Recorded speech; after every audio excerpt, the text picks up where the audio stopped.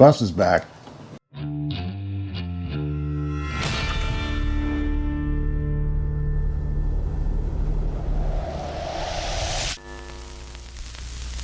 What have I been up to? I've been trying to save the OG paint.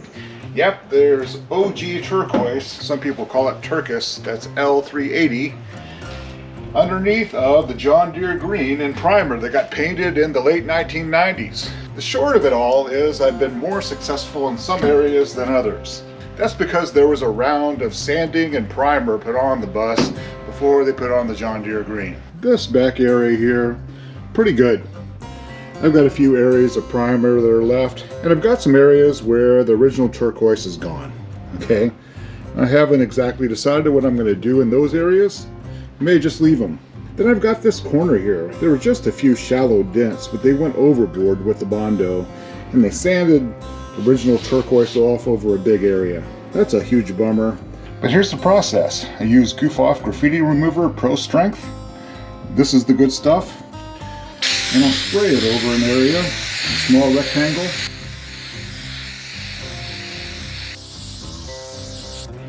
And I'll let it sit for about 15 minutes and I'll come back and scrape it off.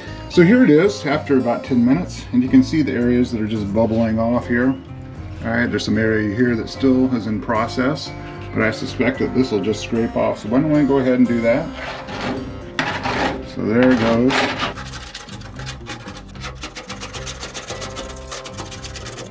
That's pretty much doing the trick.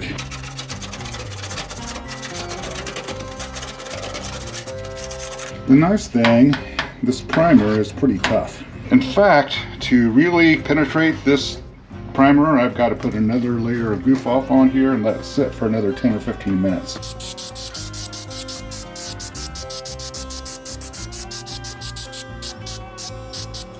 Bring you back in a few. Okay, it's been about 10 minutes. I'm going to see if I can use this Scotch-Brite pad to get through some of the primer and expose some turquoise.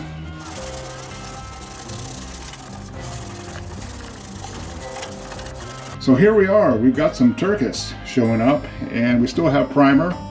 And over here we exposed an area where they sanded through the paint and got some filler. It looks like a pretty shallow dent here, so there'll be turquoise underneath of that. Anyway, this is the demo. And I'm going to be doing this on the entire bus eventually. Alright, I got this corner polished up a bit. Anyway, I just couldn't stand to leave it so coarse. Despite all those bare metal areas, I kind of want to make it look good. What we're going to do next, you may have already noticed, is I had a fair amount of rot right here. So we're going to do some metal fabrication and welding.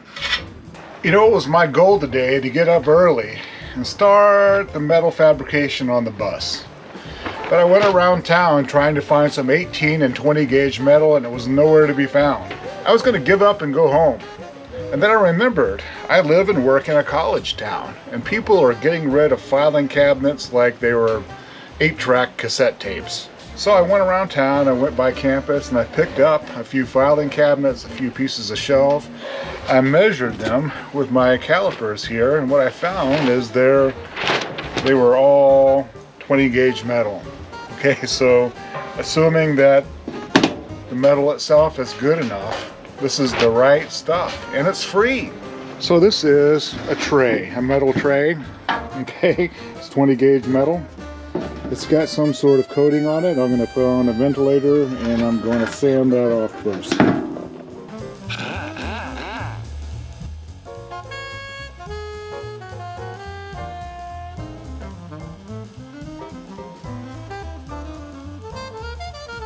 Alright, I'm going to try to cut the bottom of this out along this edge all the way around.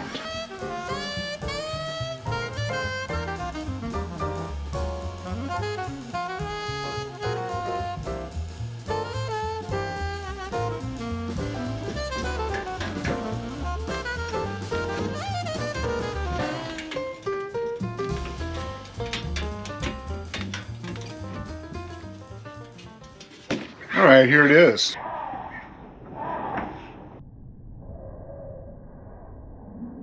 Anyone who watches Backyard Kombi knows that I get a fair amount of my mechanical inspiration from watching YouTube videos. Same is true with bodywork. It's been Mike F. and Garage, Marcy Junebug, and most recently Fitzy's Fabrications.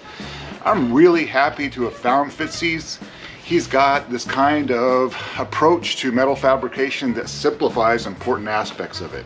Indeed, it's changed my whole approach to some of the problems I've been encountering. So here's the challenge. There was rust and rot right here in the corner. I cut that out.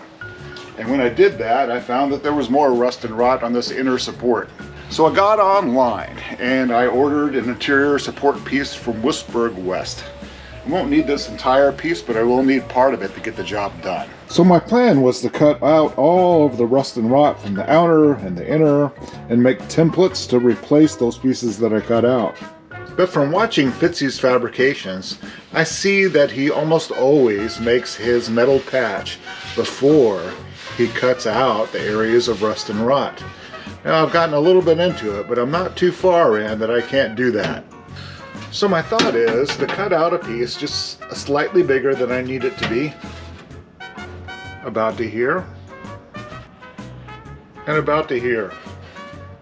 Let's see if we can cut this with my fabulous Eastwood electric metal shears.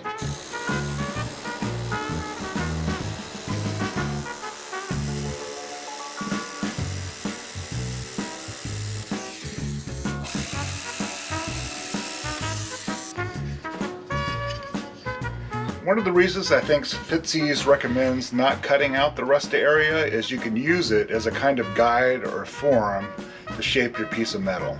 So I've tried to do this. I put it up against the edge here. I've kind of pushed and shaped it. And you know, it wasn't quite enough. So I don't have a slip roll here at home, and I'm a little lazy. I don't want to get up and go anywhere. And when I looked around, within my reach was this goof off graffiti spray can. So I kind of just pressed up the panel against it and rounded it off a bit. It's already pretty close. Alright, the other thing that I'm trying to pick up from watching Fitzy's Fabrications, he says when you've got a curve like this and you need to have a little panel that goes off to the side, don't spend a lot of time making patterns to try to fit a perfect piece of metal in there. That it's much easier if you just slap up a square piece of metal like this or like this, weld it on there, then you can cut and grind it to shape afterwards.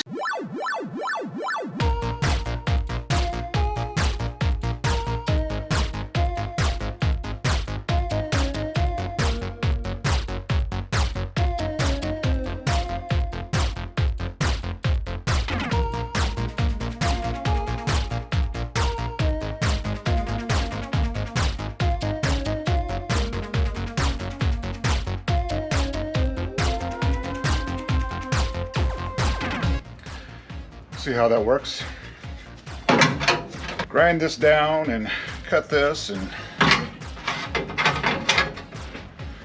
do all kinds of things to try to make it fit.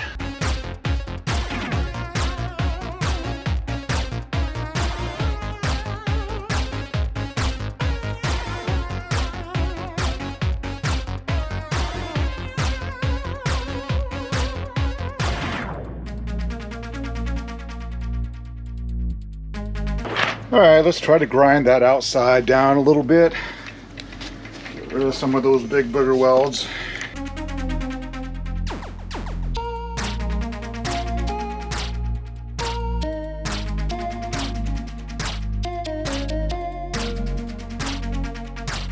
So the bench grinder was just the thing to grind off the welds on the outside of this piece.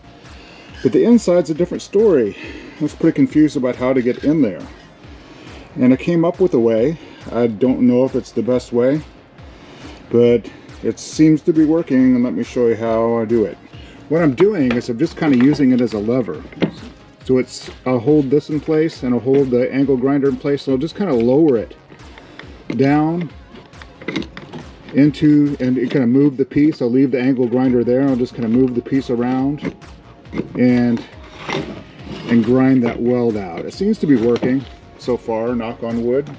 Let's give it a try.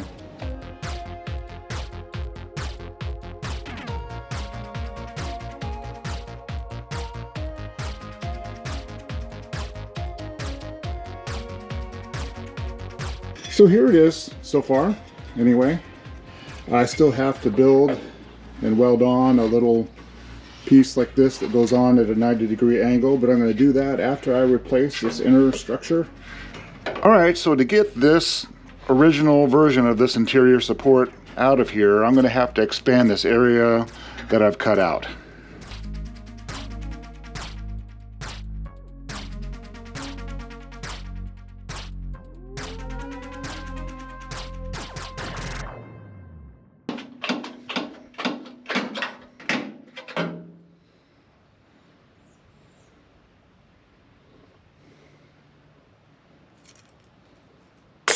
So I was pretty proud of this.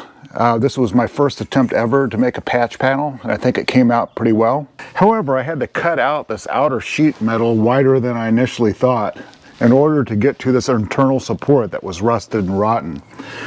And the result is now that this patch panel that I made is just a tad too short. So what I did off camera was build another one. This one's bigger and better and more complicated. It's better because with some strategy and a little bit of practice, I was able to make the entire patch panel from one piece. So I've got all the multiple bends here. I was able to create this curve in the patch panel by cutting a series of slots on the side of this and then bending it over a metal pipe, okay? So in the end, this is a much better patch panel than my first attempt. And I don't mind saying that I'm pretty proud of it.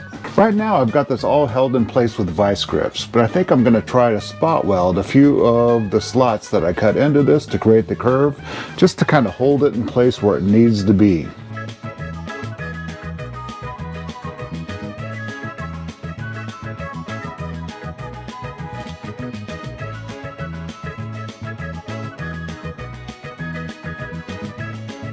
Good enough for now. I think I'll have to shape this the rest of the way on the bench.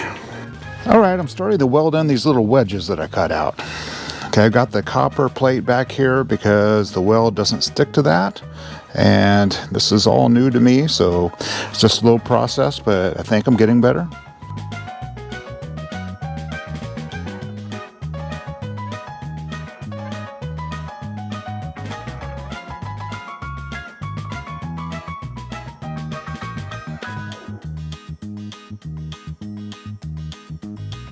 Just going to tack in a couple more places here and move on. I'm not going to try to weld in every single slot. I just kind of wanted to hold the form of the curve.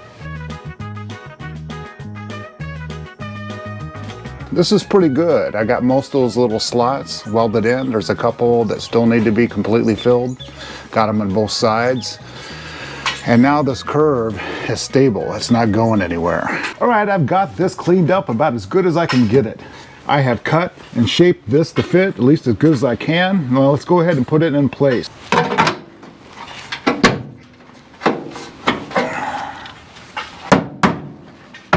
Not perfect, but pretty good.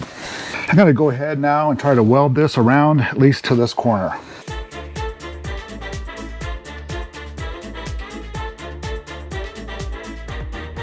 This is coming along pretty well. I've got it welded along the front and both of the sides. And all that's really left is a few spot welds here. I'm almost done.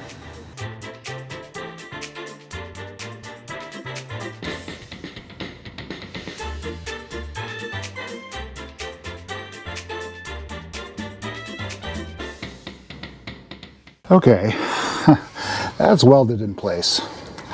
It's not completely pretty, but it is solid and it's going to work. Now before I get in any deeper with this, I've got to contend with a few dents. There's a couple pretty good ones here, and this whole area here is dented in. And I'm going to use this Spitznagel stud gun that I got off eBay to deal with this. Spitznagel. Look at that. Slide hammer action.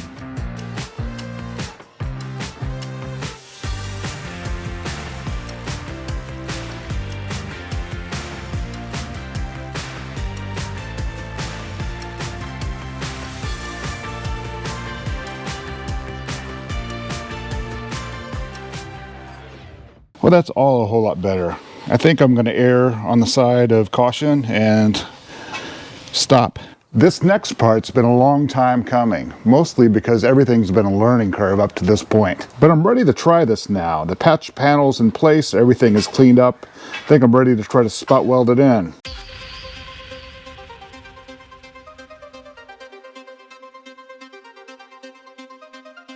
Both Mike F and Garage and Fitzy's Fabrication says to cut this now at a 45-degree angle, so that's what we're going to do.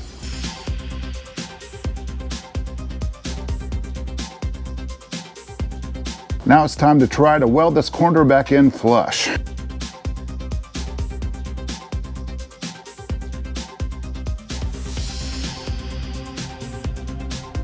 One of the things that I'm seeing here is that the area where I welded in has sunken in just a tad. So it's a little bit of warping, and I want to try to do my best to prevent that on the rest of the patch.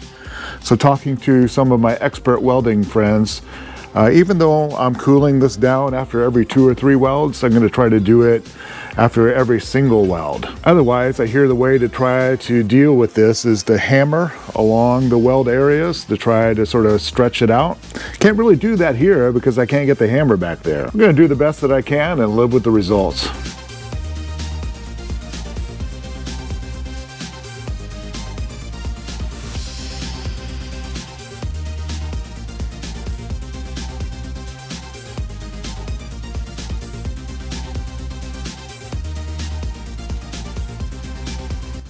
All right, I made a real effort here to cool off every single weld after it's welded. I've had sort of a two-hand technique here where I'm following up with the air gun immediately after the weld. What I thought I'd try now is a little hammer and dolly work here to see if I can stretch out this area where it was sinking in, up here at least.